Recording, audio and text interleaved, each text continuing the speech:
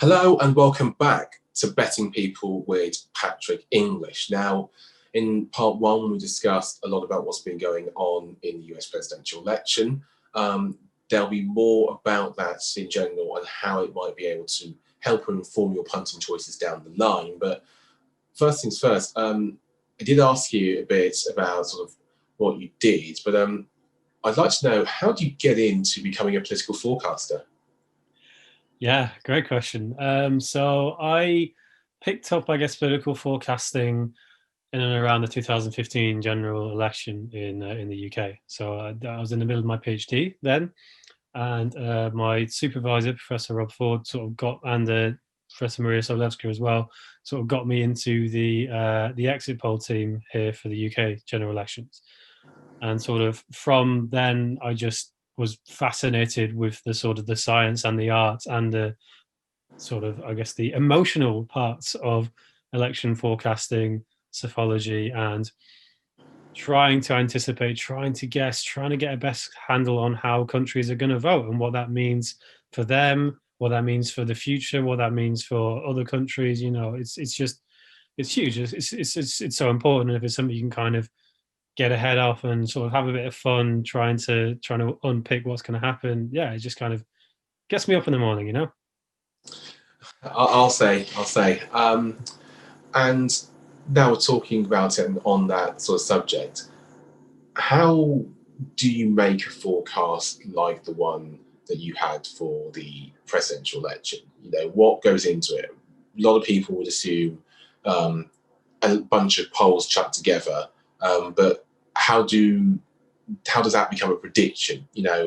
How is it that you end up with a model which will presumably predict 350 electoral votes and sort of 52% of the popular vote, as an example? Yeah. So the first thing to say, I guess, is that there's sort of not a general consensus on how you do this. There's not even a completely agreed consensus that you just can look at polls. There's some forecasts which look purely on economic data or socioeconomic data, and there's one forecast that even looks at like the keys to the election in the US, which is quite fascinating. Don't think it did so well this time around, but there we go. But by and large, most forecasters, particularly ones that are kind of updating every day and sort of informing the commentary, will be mostly focused around bringing in all polling data and averaging them in some way. Now, increasingly, that averaging process is a modeled average process. So we don't just kind of take the mean of all polls and see what the Biden percentage is at the national level and at the state level. It's like, okay, can we use statistical methods called regressions to basically account for factors like, okay, does this particular polling company tend to sort of have Trump very high or Biden very high or not? Or what kind of sample are they using? Is it likely voters or is it registered voters? And what influence might that have on what the poll is reporting? So then we can kind of take all that information in and sort of blend it together and model out all these sort of little statistical twos and fro's about who exactly the pollster is and what their sample looks like, and come to some kind of centralized estimate on where the candidates stand. And you can repeat that process at both the national level and the state levels, right? So you can take in all the state polling and make an informed sort of specific state forecast, which is something that I was doing for my forecast. I actually took individual polls in the states and I modeled all of the swing states individually. So I treated them like their own individual elections and then sort of correlated the outcomes across the matrix of all the possible sort of vote share probabilities in the states, but I didn't sort of model them all in together. Other forecasters did model them all in together and sort of looked for correlations across states. Other forecasters, until election day, were still using some economic data as well and some sort of general incumbency effects too, to see what kind of that might influence in terms of, well, if a state is doing particularly well economically, might they be more inclined to vote for the incumbent? So there's all kinds of stuff you can put in. For my forecast, I was modeling the polls, and the polling data was the only thing that went into there. It's very, very similar to the 2019 general election forecast that I did with Jack Bailey from the University of Manchester. So I've got to give a heck of a lot of credit for him for designing the model and sort of writing a lot of the code. Hmm. Okay, absolutely. That's fascinating.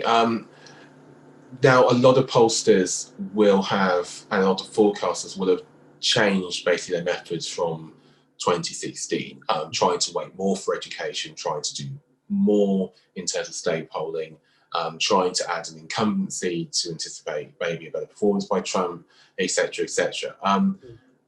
Now, just quickly, at the moment, it looks like there's been a bigger error than there has been in 2016.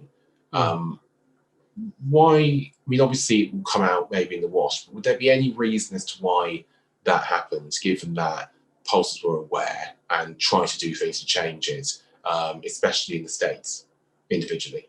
Yeah, really good question. I think so. Yeah, as of the time of recording, it looks like the error might be between sort of a 2016 and a 1.5 times 2016 level, right? It could narrow. We'll have to see how many votes come in Biden's favor in places like Pennsylvania and Arizona and Nevada and California as well. Is going to be really slow to count, as it always is. So we could get back to approaching like just a kind of 2016 style error.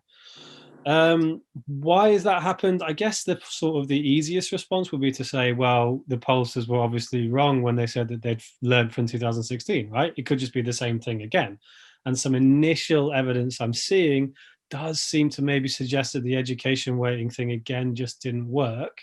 There's also a really interesting suggestion that I've seen that says there might be a ethnicity or a race in an education interaction effect that might have been completely missed by the pollsters, which should be really, really, really interesting. And certainly, I don't know how much we should read into them because we're not so sure about the samples, but some of the exit polling stuff that suggests that Donald Trump might have been doing better with ethnic minorities in the US in this election than he did in 2016, that would be really, really interesting. And if that is being combined with a potential sort of miss on education, that might get us a long way to explaining why the polls were still, again, unable to pick up the amount of momentum and support for Donald Trump. Interestingly, I think they've not done too badly on Biden, right? I think they're probably going to come in at about the modeled average for Biden. It's kind of the Trump share that seems to have been sort of again underestimated as it was in 2016. And initial evidence, might point back towards this. What do your samples look like? And is your education weighting good enough? With the addition that we might have a sort of race ethnicity effect in there as well, that the weighting and the sampling just wasn't capturing properly.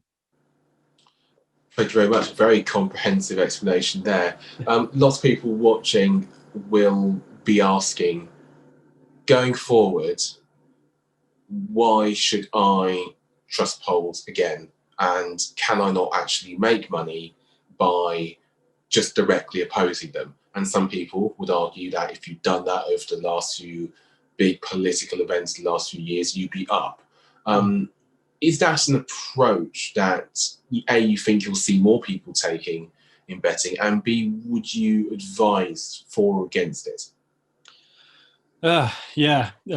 So I think if you had done that, say if you had betted against what the polls were saying in the US election this year, and you bet against what the polls were saying in the 2019 general election, you would be down because the polls were saying that Joe Biden would win the election, and it looks like he's going to win. And the polls were saying that the Conservatives were going to win the 2019 general election, and they did win.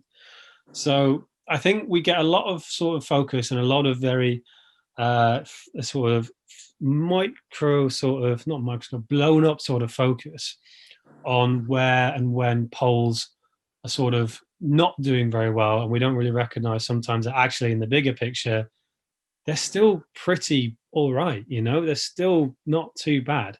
Looks like that the model average of the national sort of lead for Biden is going to be so it's not going to be too far away from where it actually gets to. In a lot of states, in the vast majority of states, the polling has been right in terms of predicting the winner. It's just in a couple we seem to be a bit far off, and they seem to have been systematically underestimating the potential Trump vote share.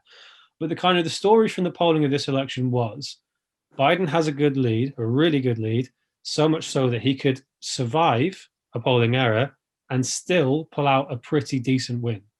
That is pretty much exactly what has happened. So I probably would advise against just systematically betting against polls. Yeah, and I don't think that's a particularly good assessment of where the polling has been at and where the polling industry is right now. I think it's pretty good. There's room for improvement, 100%.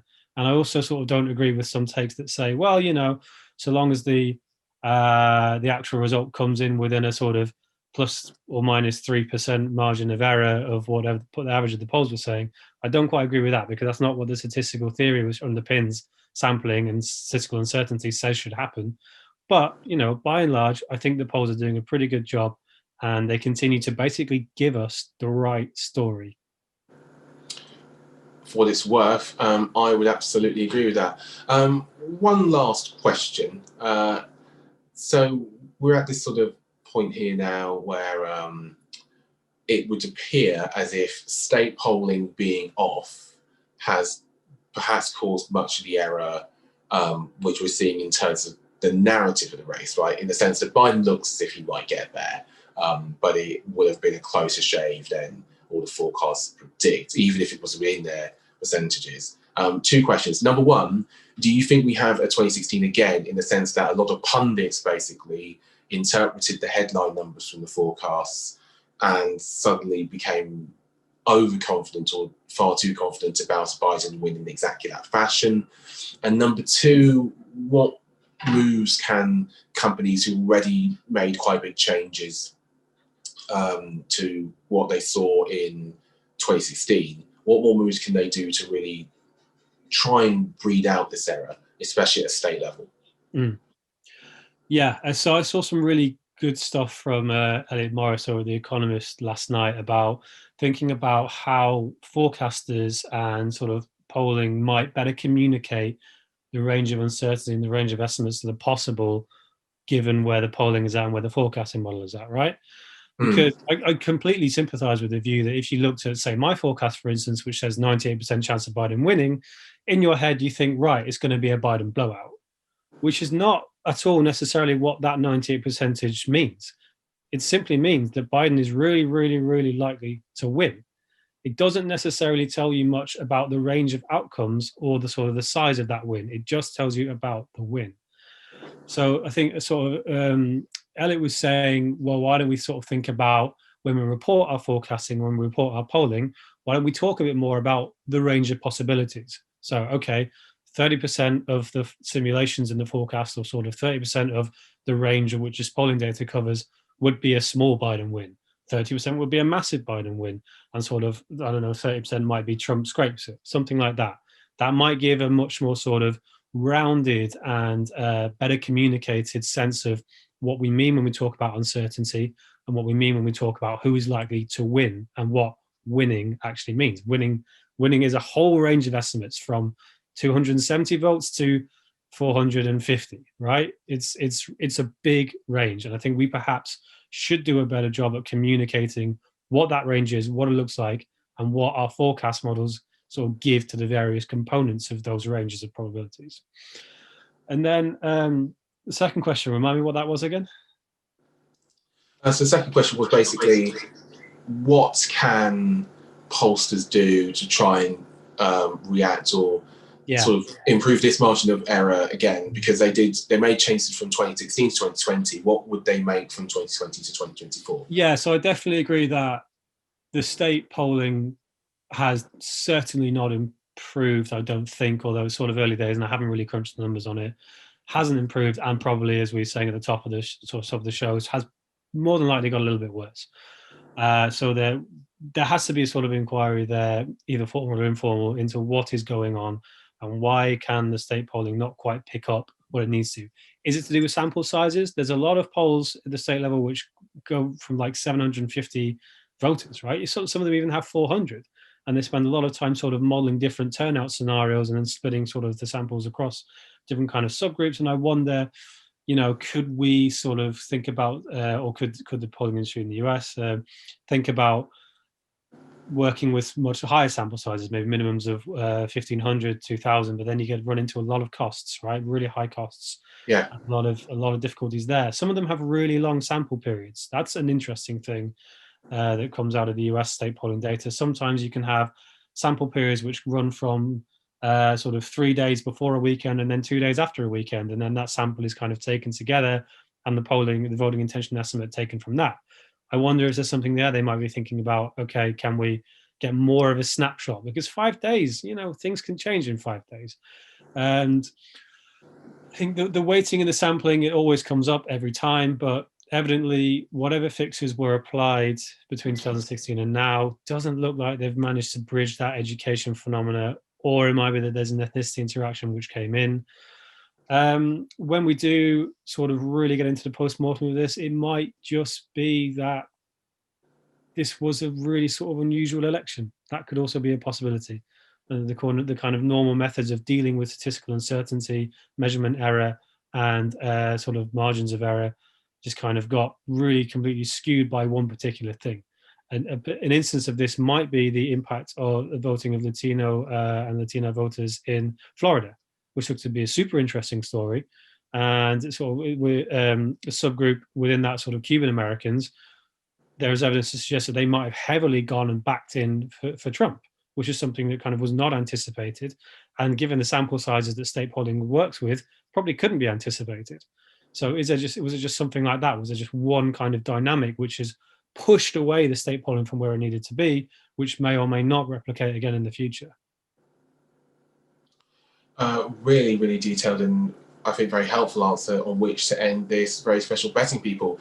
Patrick English, thank you so much for giving your time in the, I can't believe I'm saying this, literal thick of the election results. I know there are some good memes about election day again, and it just keeps going on and on and on and on. I sometimes wish maybe we could have something similar in the UK, and then I kind of think, do you know what? Nah, I'm quite happy that ours is usually done and dusted by 6 a.m. See, I'm actually of the opposing belief on this. I know the exit poll is a magnificent, magnificent feat. I've had some insight into how it's calculated, and it's absolutely brilliant. But I also would really love an election where we just count the votes and we wait to have a winner declared. I really would love it. Well, we have a secret exit poll. We don't tell you until all the results are come in, and then it's just for our own purposes. But yeah, we got that one right as well. Yeah. Yeah.